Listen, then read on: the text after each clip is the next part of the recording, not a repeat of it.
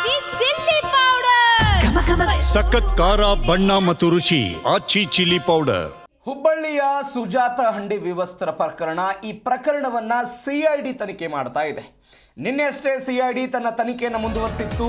ಇವತ್ತು ಕೂಡ ತನ್ನ ತನಿಖೆಯನ್ನು ಮುಂದುವರಿಸಿದೆ. ಎರಡನೇ ದಿನ ಸಿಐಡಿ ಅಧಿಕಾರಿಗಳು ಹುಬ್ಬಳ್ಳಿಯಲ್ಲಿ ತಮ್ಮ ತನಿಖೆಯನ್ನು ಮುಂದುವರಿಸಿದ್ದಾರೆ. ಹುಬ್ಬಳ್ಳಿಯ ಕೇಶವಾಪುರ ಪೊಲೀಸ್ ಠಾಣೆಗೆ ಸಿಐಡಿ ಭೇಟಿ ಕೊಟ್ಟಿದೆ. ಪೊಲೀಸ್ ಕಮಿಷನರ್ ಕಚೇರಿಗೂ ಕೂಡ ಈ ತಂಡ ತೆರಳಿತು. ಸಿಐಡಿ ಎಸ್ಪಿ ಶಾಲೋ ನೇತೃತ್ವದ ತಂಡ ಇದನ್ನು ತನಿಖೆ ಮಾಡ್ತಾ ಇದೆ. ಕಡತಗಳನ್ನು ಪರಿಶೀಲನೆ ಮಾಡಿ ಮಾಹಿತಿಯನ್ನ ಕಲೆ ಹಾಕುತ್ತೆ ಈ ತಂಡ.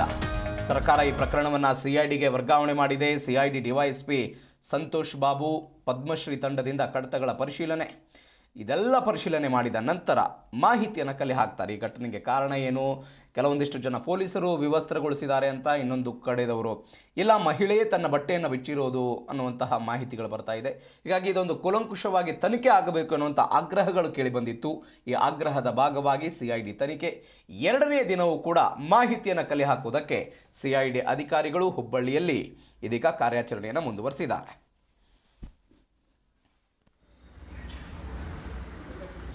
ಹುಬ್ಬಳ್ಳಿಯ ಈ ಸುಜಾತ ಹಂಡಿ ಪ್ರಕರಣ, ಒಟ್ಟು ಬೇರೆ ಬೇರೆ ಪ್ರಕರಣಗಳು ದಾಖಲಾಗಿದೆ.